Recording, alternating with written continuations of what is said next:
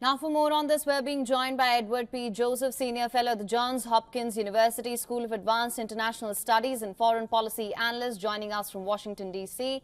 Thank you so much for joining us, sir. Good to be with you.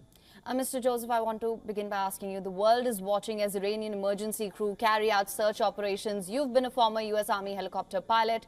I wanted to begin by asking you, as per reports, the helicopter suffered a hard landing. What can you tell us about this?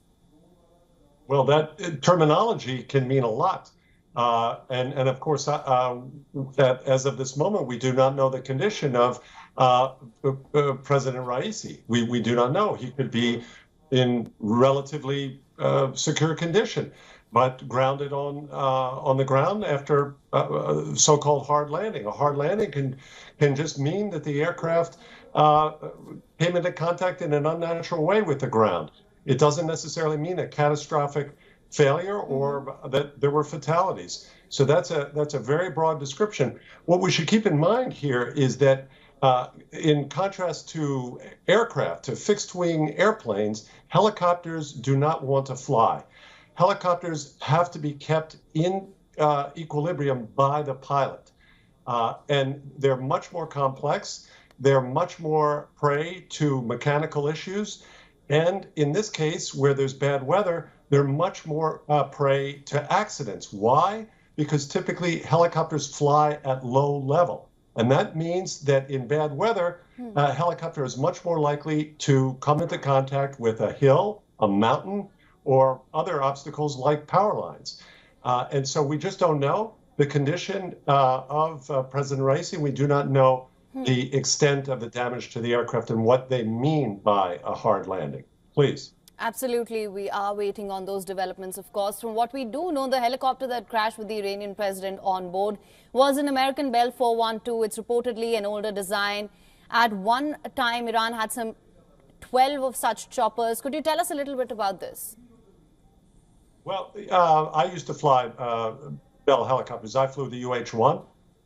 Bell is one of the oldest and most reliable aircraft in the American inventory.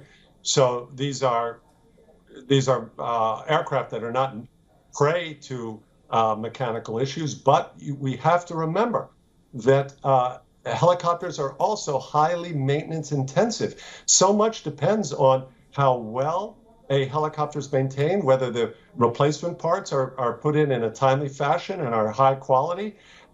And of course, the pilots themselves.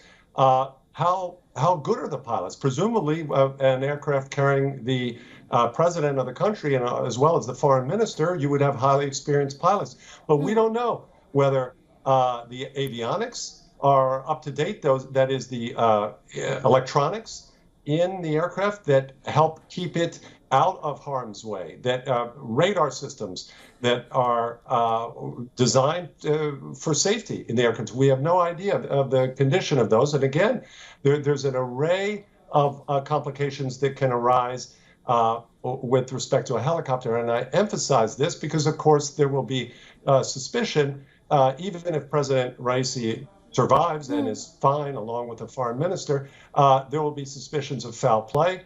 And no doubt, first among those where the suspicion will be cast, very likely, typically in Iran, is, of course, pointing the finger at Israel. Please. Right, sir. Now, of course, as you know, Iranian president was on his way back from East Azerbaijan. Weather, as you know, has complicated search and rescue efforts. There have been some inconsistencies in the reports that have been coming out as well. Considering the search operations have been on for a while, what's your assessment of the situation? Well, it speaks to the fact that this is both in a very remote location of Iran and that the weather is very bad. I've been to crash sites during the war in Bosnia and Herzegovina as a UN official. I joined the crash rescue team that found an Italian aircraft, the Italian military aircraft that was shot down, crashed.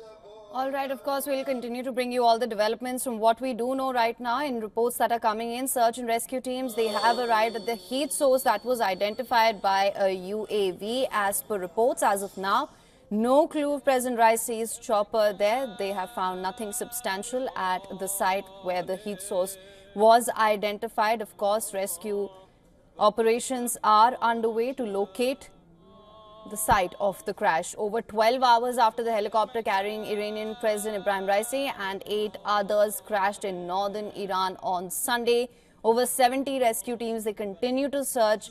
Weather conditions have further complicated efforts here. The chopper came down in early afternoon in Iran's East Azerbaijan province.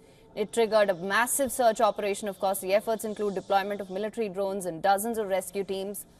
In the information that's just come in right now, at the site of the heat source that was identified by a UAV, there has been no clue of President Raisi's chopper at that particular site.